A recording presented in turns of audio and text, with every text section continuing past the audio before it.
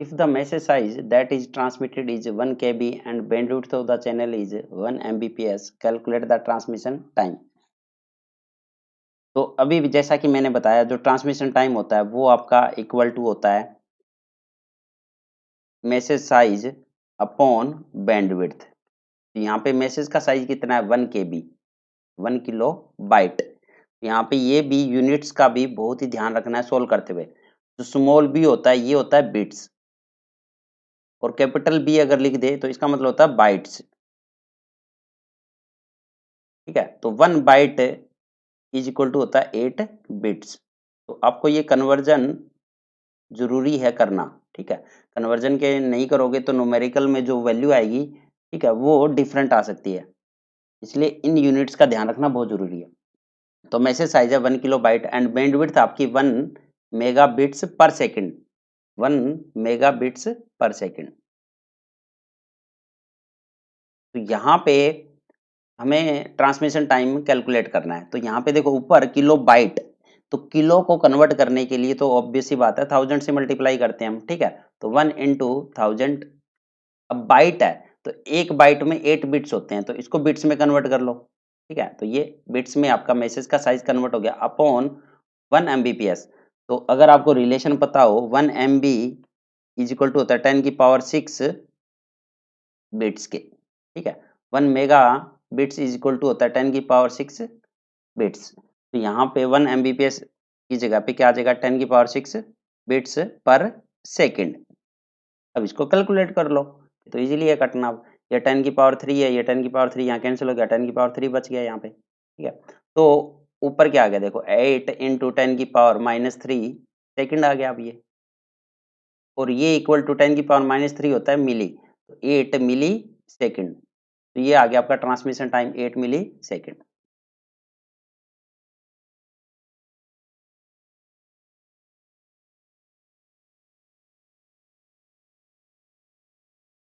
If the distance between station is 4000 km and velocity at which data is travel 2/3 of the velocity of the light, calculate the propagation delay। तो अब propagation delay का formula क्या होता है, propagation delay is equal to distance upon vector, और distance कितना है यहाँ पे 4000 किलोमीटर अपॉन वेलोसिटी।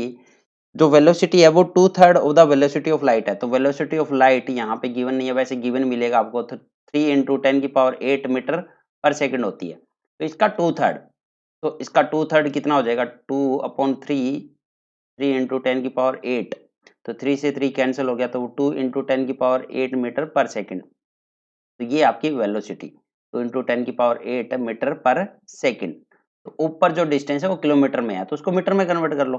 तो 4000 इंटू 1000 ये मीटर में कन्वर्ट हो गया अपॉन 2 इंटू 10 की पावर 8 मीटर पर सेकेंड। अब यूनिट आपकी मीटर मीटर में कन्वर्ट हो चुकी है। तो अब बस आपको कट करना है।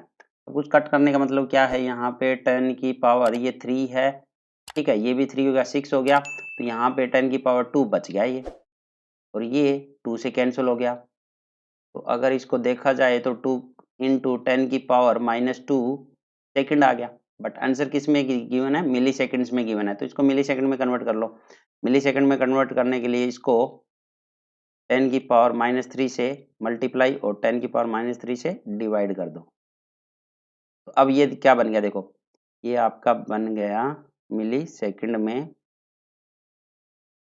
10 की पावर -3, तो -3 हो गया, ये तो मिली सेकंड हो गया आपका। ठीक है, तो इसको सोल्व करना है, तो ये आ गया 20 मिली second.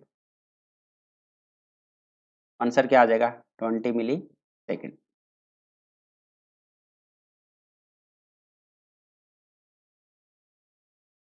A device is sending out data at the rate of 2000 bits per second, and how long does it take to send a file of 1 lakh characters।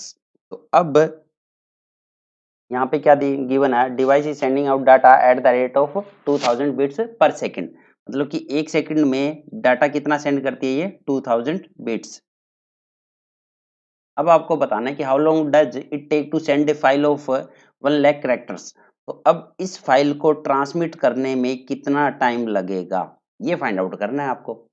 तो 1 सेकंड में इतने बिट्स ट्रांसमिट होते हैं। तो ये कह सकते हो 2000 बिट्स है वो ट्रांसमिट करने में कितना टाइम लगता है? 1 सेकंड। अब आपको इतने कैरेक्टर्स ट्रांसमिट करने हैं, तो पहले ही एक कैरेक्टर का मतलब क्या होता है यहाँ पे, एक कैरेक्टर इज इक्वल टू होता है 8 बिट्स, ठीक है? तो एक कैरेक्टर जो होता है वो बाइट के इक्वल होता है। तो 1 बाइट इज इक्वल टू होता है 8 बिट्स। यहाँ पे जो कैरेक्टर्स की बात कर रहा है वो बाइट की बात कर रहा है ये, और 1 byte is equal to 8 bits होता है। तो अब इसको, इन कैरेक्टर्स को 1 लाख कैरेक्टर्स को बिट्स में कन्वर्ट कर लो। तो ये 1 लाख इंटू 8 बिट्स में कन्वर्ट हो गया अब। तो अब 2000 बिट्स को ट्रांसमिट करने में टाइम लगता है 1 सेकंड। तो 1 बिट को ट्रांसमिट करने में कितना टाइम लगेगा? 1 अपॉन 2000 सेकंड। नेक्स्ट है, अब आपको 1 लाख इंटू 8 बिट्स को ट्रांसमिट करने में कितना टाइम लगेगा? तो 1 अपॉन 2000 इंटू 1 लाख इंटू 8, इसको सोल्व कर लो। तो यहाँ से 3 जीरो और ये 3 जीरो कैंसिल आउट होगी, और ये 2 और 4, ठीक है? तो कितना आ गया आपका? 400 सेकंड। तो आंसर क्या आ गया आपका? 400 सेकंड। और ये यूजीसी नेट में पूछा गया सवाल है आपका।